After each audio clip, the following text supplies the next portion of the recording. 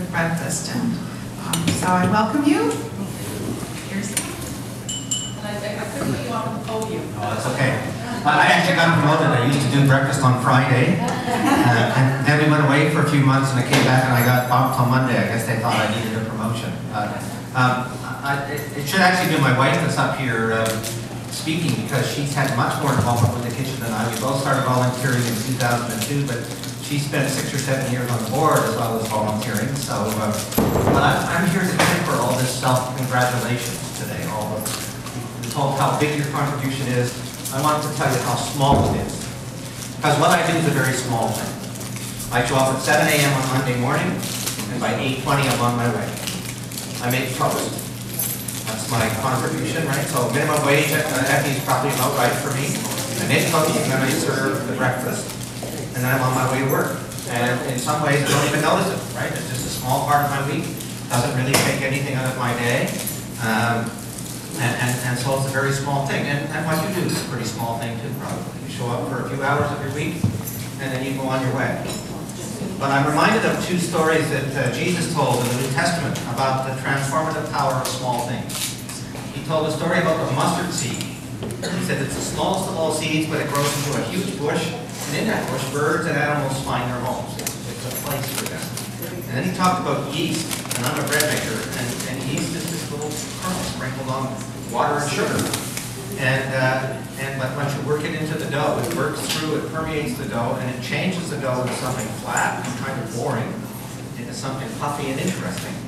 And I would like to think that's what the small things that volunteers do are transformative in very many ways.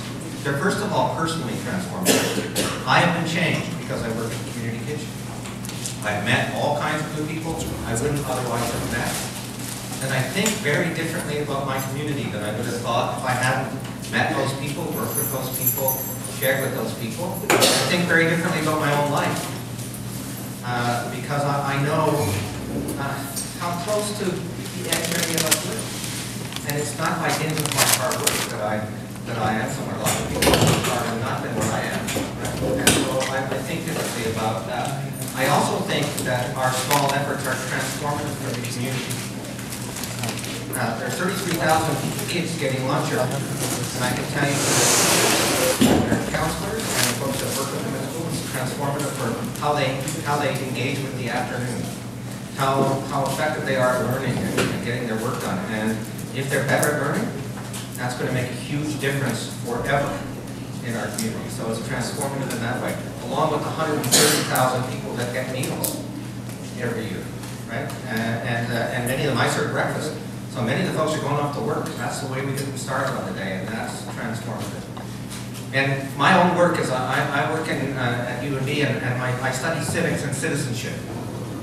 And this has been transformative. It's transformative for citizenship because I think differently about my community, about some of the big issues that we face politically, about things like unemployment or homelessness or mental illness or all kinds of things that we wrestle with as a community. I think differently about, and I contribute differently. A few years ago, probably the most famous political scientist in the world, a guy named Robert Putnam, wrote a book called Bowling Alone. And in the book Bowling Alone, he talks about the loss of social capital, of people feeling connected to each other.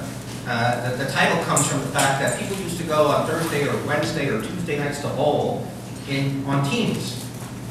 There were 3 other people with whom they were connected deeply, and they met them every once a week, and those connections spread out in other ways, help families when they were in need, or make other kinds of contributions. It's called social capital, that connectedness. And in Putnam's study, one of the things he found is that people still show up to bowl every night of the week, but they show up as individuals. They're put together in a team for that night, and then they go off as other individuals, and that social connectedness breaks down. And Putnam's book talks about the ways in which social connectedness is breaking down throughout our society, the loss of social capital. And he sees that as a bad thing for society. And he's written since then. That book was published in 2000 about ways in which we can read that. The community kitchen is a way to build social capital. More important than feeding people, I think, is the connections that it makes, the ways it changes who people are, how they think, and how they are in the world. I know working at the community kitchen has changed me. Every week to week, I don't notice. But over a cumulative years, with the people I've met, the things I know about my community that I didn't know before, the ways I think about other people and about the way we live together, it's been really effective. And so I think what we do is a small thing. You know that. But it's a small thing that's worked its way through the loaf and made it much richer and tastier. So congratulations on your small efforts.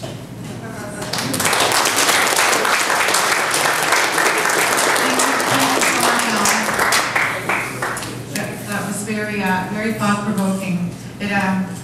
I worked 20 years in the front lines for the Department of Income Assistance. And You forgot to say people think different about the cops. To be able to go and visit and hear people's stories. And I always felt like I never, That was good. as a